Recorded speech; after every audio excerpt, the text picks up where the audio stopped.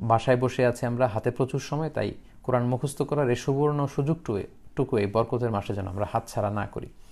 বিশেষ করে যারা কোরআনুল কারীম হেফজ করেছেন তাদের ব্যাপারে হাদিসে এসেছে তারা হচ্ছে আহলুল্লাহি ওয়া খাসাতুহু, আল্লাহর বিশেষ লোক, তারা আল্লাহর খাস লোক।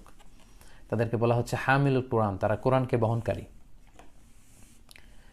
এবং সহিহ মুসলিমের একটি হাদিসে এসেছে, সেখানে বলা হচ্ছে আল মাহিরু বিল কোরআন মা সাফারাতিল কিরামিল বারারা, যারা কোরআনকে হেফজ করেছে তারা ওহী সংরক্ষণকারী ফেরেশতাদের সাথে থাকবে।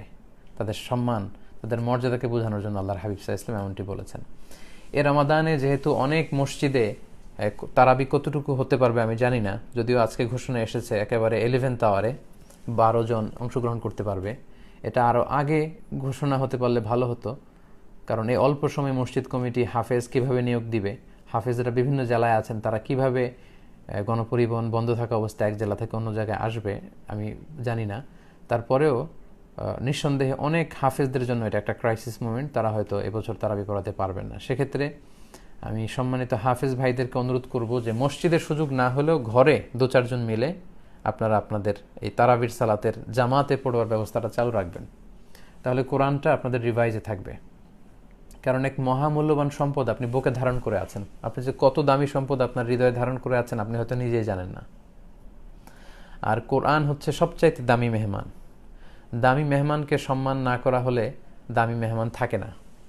কোরআন হচ্ছে দয়ফুন করিম, অনেক সম্মানিত মেহমান। আপনার ঘরে বা আপনার বাসায় যদি সম্মানিত কোনো মেহমান আসে, তাকে যদি আপনি ওয়েল রিসেপশন না দেন, তাকে যদি সময় না দেন, তাকে যদি আদর আপ্যায়ন না করেন, তাহলে তিনি কিন্তু থাকবেন না।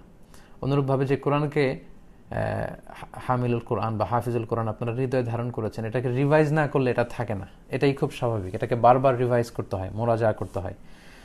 সহিহ মুসলিমের এক বর্ণনায় আল্লাহর হাবিব সাল্লাল্লাহু আলাইহি ওয়াসাল্লাম বলেছেন যে তাআহাদুল কোরআন, মানে কোরআনকে তোমরা আগলে রাখো, যত্ন করে রাখো, বারবার রিভাইজ করো, বারবার এটার সাথে একটা সম্পর্ক রাখো।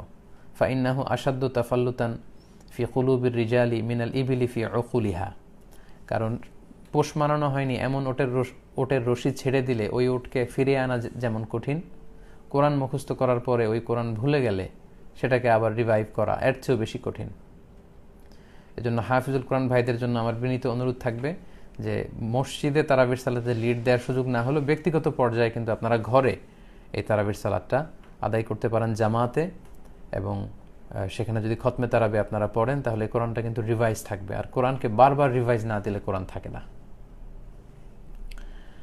6 নম্বরে আমি বলবো যে কোরআন তেলাওয়াত হলো, কোরআন